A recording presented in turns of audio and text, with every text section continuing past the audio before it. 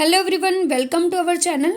आज हम करने जा रहे हैं 10th क्लास हिस्ट्री का लेसन नंबर फर्स्ट का क्वेश्चन नंबर 4। बाकी क्वेश्चन ऑलरेडी करवा चुकी हूँ। क्वेश्चन नंबर 4 है हमारा कि जो नेशनलिज्म, ब्रिटेन में जो नेशनलिज्म था उसकी जो हिस्ट्री थी वो यूरोप की नेशनलिज्म की हिस्ट्री से कैसे अलग थी। मतलब जो ब्रिटेन में नेशनलिज्म आया था वो कैसे यूरोप के नेशनलिज्म से अलग था।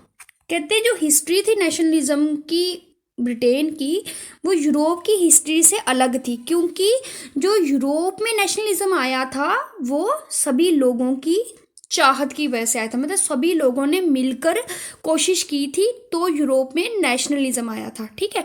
लेकिन यूरोप में ऐसा कुछ भी नहीं, ब्रिटेन में ऐसा कुछ भी नहीं था, क्योंकि 18th सेंचुरी से पहले कोई भी ब्रिटिश नेशन नहीं था, ठीक है। कहते हैं कि ये जो रीजन था, ये जो क्षेत्र था, इस पर डिफरेंट तरह के जो लोग थे वो रहते थे, ठीक है। कहते हैं कि डिफरेंट जो इथनिक ग्रुप्स थे, जैसे इंग्लिश, वेल्श, स्कॉट, इरिश, इन सब लोगों से ये जो क्षेत्र था वो इनहेबिटेड था। मतलब यहाँ पे ये लोग रहते थे। हर जो ग्रुप था उसकी अपनी क्या थी, अपनी कल्चरल और पॉलिटिकल जो ट्रेडिशंस थे, ठीक है। उनके हर एक जो ग्रुप था, हर एक इथनिक जो ग्रुप था उसके अपने रीति रिवाज थे और उसकी अपनी एक राजनीतिक जो ट्रेडिशंस थे अपने ही थे, ठीक है। सभी के अलग अलग थे। लेकिन बाद में क्या हुआ, इंग्लिश जो स्टेट थी वो धीरे धीरे पावर में आना शुरू होगी, ठीक है।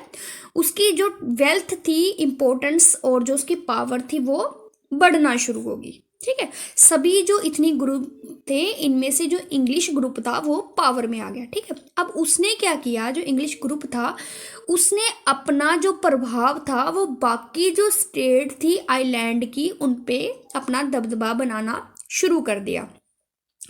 जो इंग्लिश पार्लियामेंट थी जिसने सीज्ड करी थी पावर, जिसने पावर को छीना था मोनार्ची से, उसने एक क्रूशियल रोल प्ले करा कि वो बाकी जो इथनिक जो भिन्नताएं थी उनको यूनाइट करे। मतलब बाकी जो इथनिक भिन्नताएं थी उनको दूर करे और ब्रिटिश जो नेशनल स्टेट थी उसको यूनाइट करे, ठीक है।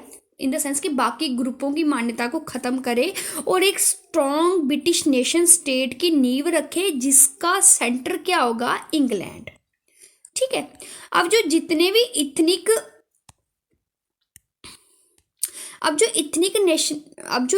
इथनिक ग्रुप्स थे वो डायरेक्टली या इनडायरेक्टली मजबूर हो गए कि वो क्या करें, इंग्लिश स्टेट को ज्वाइन करें, ठीक है।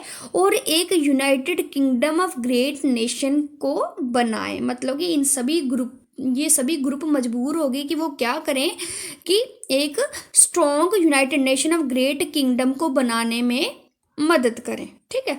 अब जो न्यू ब्रिटेन था उसके कुछ सिंबल्स थे, जैसे ब्रिटिश फ्लैग था, अपना नेशनल एंथम था और इंग्लिश लैंग्वेज काफ़ी लोकप्रिय थी।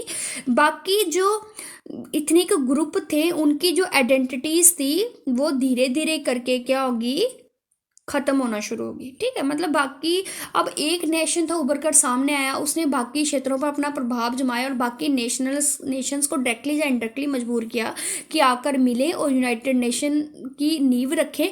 इस तरह उनकी जो अपनी बाकी जो इतनी ग्रुप थे उनकी अपनी जो आइडेंटिटी थी जो उनकी वो धीरे धीरे क्या होना शुरू होगी, खत्म होना शुरू होगी।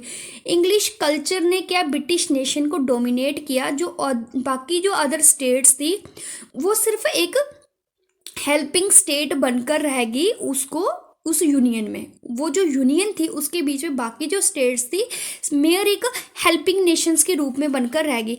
इसलिए जो हम कह सकते हैं कि जो नेशनलिज्म आया था ब्रिटेन में वो लोगों की मर्जी से नहीं आया था, जो लोगों ने इकट्ठे होकर नहीं लाया था, बल्कि ये किनके थ्रू लाया गया था, उन कंट्री के द्वारा, उस इथनिक ग्रुप के द्वारा जो कि पावर में आ गई, ठीक है।